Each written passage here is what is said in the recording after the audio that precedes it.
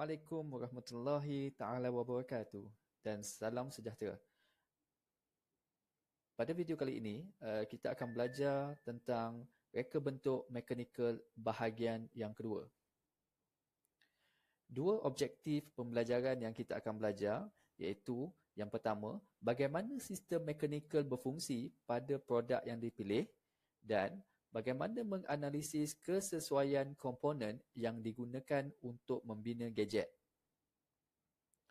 Okey, bagaimana sistem mekanikal berfungsi pada produk yang dipilih? Okey, kita kena tahu ada tiga elemen yang perlu ada sistem mekanikal yang dipilih dalam produk. Okey, yang pertama ialah input, yang kedua ialah proses dan yang ketiga ialah output. Okey, jadi kalau kita ambil contoh basikal. Jadi kalau apa yang dikatakan sebagai input, input ni adalah satu perkara yang memulakan kepada pergerakan. Okey, kalau kita tengok pada basikal, tiada unsur elektrik, tiada unsur elektronik. Okey, kalau kita ambil basikal yang biasalah. Okey, kalau kita ambil basikal yang menggunakan sistem elektronik tu, itu lain cerita. Okey, kalau kita tengok pada basikal yang basic, okey, yang tak ada menggunakan sebarang unsur-unsur elektrik, elektronik. Okey. Jadi bagaimana basikal ini bergerak? Dia dimulakan dengan pedal dan ankle. Okey, jadi bila kaki kita pijak pedal dan ankle, dia akan menggerakkan gear dan rantai. Okey, bila dia menggerakkan gear dan rantai, secara automatik dia akan menggerakkan gegalas berbola yang berada di tayar basikal. Okey, dia akan bergerak ataupun dia akan menggerakkan tayar belakang dan seterusnya dapat menggerakkan tayar di hadapan. Okey, selain daripada itu, sistem mekanikal yang berada di basikal juga adalah menggunakan sistem gelongsor. Kat mana sistem gelongsor? Okey, kalau kita tengok pada basikal yang cikgu tunjuk contoh ni, dia menggunakan sistem gelongsor di mana di bahagian seat ataupun di bahagian tempat duduk boleh selaras sama ada nak tinggi atau nak rendah. Okey, menghasilkan lakaran tiga dimensi reka bentuk gadget yang menggunakan komponen sistem mekanikal yang dipilih. Ini adalah contoh-contoh lakaran sistem mekanikal yang digunakan. Okey. Okey, yang pertama bagaimana kita nak menghasilkan lakaran sistem mekanikal? Yang pertama kita kena kumpul maklumat gadget yang hendak dibina. Jadi kita kena pastikan kita tahu apa gadget yang kita nak bina.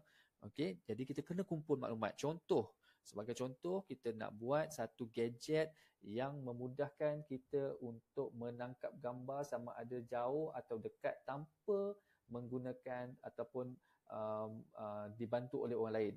Sebagai contoh kita nak buat monopod. Okey, monopod. Okey, jadi monopod tu apa sistem mekanikal yang digunakan oleh monopod? Dia menggunakan sistem gelongsor.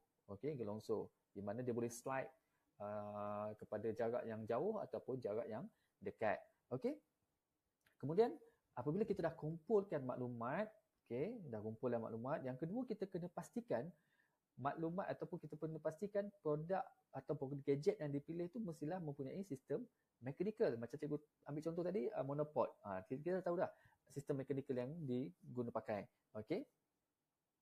Kemudian kita hasilkan lakaran. Okey, pastikan lakaran yang kita hasilkan mestilah berbentuk tiga dimensi. Okey, dan menggunakan pastikan kita kena gadget kita tu ada sistem mekanikal sekurang-kurangnya dua jenis. Okey. Dan pastikan mempunyai maklumat yang lengkap. Okey, contohnya kalau kita nak buat monopod, apakah warna yang digunakan? Apakah sistem mekanikal yang digunakan? Apakah kemasan yang digunakan? Okey. Dan sebagainya. Okey. Okey, menganalisis kesesuaian komponen yang digunakan untuk membina gadget. Okey, ada 4. Yang pertama, reka bentuk komponen.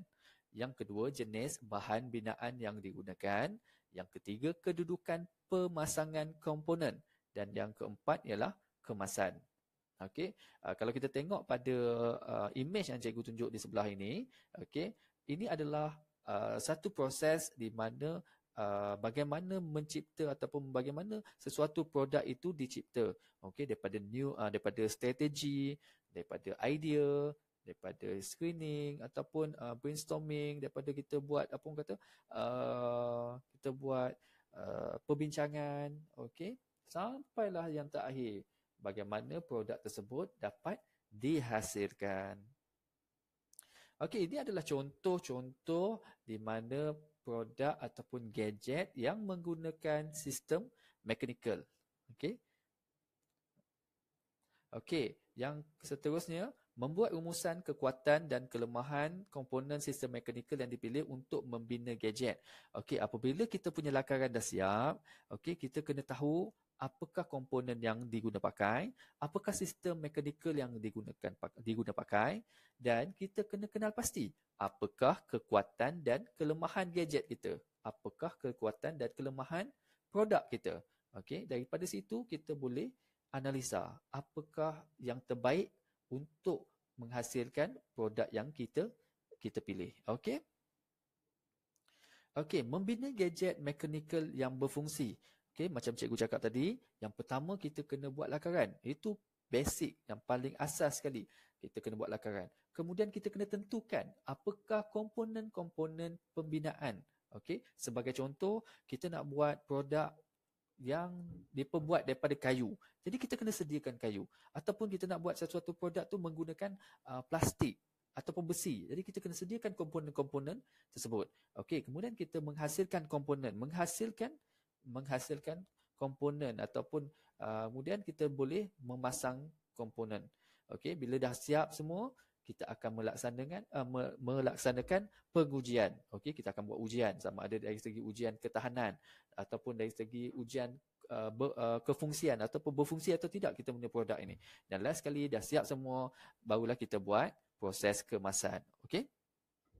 Ini adalah contoh cadangan penambahan kepada sistem. Okey, kalau kita tengok pada imej yang cikgu bagi ni, okey, sebelum ni kipas ni rendah. Apa yang menyebabkan masalah? Jadi mungkin ada masalah bila kita nak lalu ataupun ada benda yang tinggi mungkin melepasi kipas tersebut. Jadi dia menggunakan sistem mechanical boleh dinaikkan dan diturunkan. Okey, ini adalah contoh penambahbaikan. Okey, mungkin sebelum ni gadget ni dia tak boleh dia stick ataupun dia kekal. Jadi dia tak boleh naikkan atau turunkan. Jadi kita buat penambahbaikan di mana kipas ini boleh selaras sama ada nak tinggikan atau nak rendahkan. Okey. Ada 4 perkara yang kita kena tekankan di bahagian penambahbaikan pada sistem ini, iaitu yang pertama, bahan. Okey, bahan apa yang digunakan? Kalau mula-mula kita fikir kita nak menggunakan besi, tapi bila kita fikir balik, bila besi ni mungkin berat. Okey, contoh berat ataupun agak susah untuk kita dapat ataupun susah untuk kita pasang dia. Jadi kita tukar kepada kayu ke, kita tukar kepada plastik ke. Okey, itu untuk bahan. Yang kedua, fungsi. Okey. Jadi mungkin fungsi tu mungkin ada kelemahan dari segi fungsi. Okey, jadi kita tukar fungsi kepada fungsi yang lain. Okey, rupa bentuk. Okey, rupa bentuk. Jadi mungkin rupa bentuknya tak menarik perhatian. Jadi kita boleh buat penambahbaikan supaya rupa bentuk tu nampak lebih cantik. Okey, ataupun dapat menarik perhatian. Dan last sekali ialah kemasan. Okey, kemasan ni adalah projek ataupun proses di mana proses ni yang terakhir yang nak bagi lebih kemas kita punya projek ataupun game.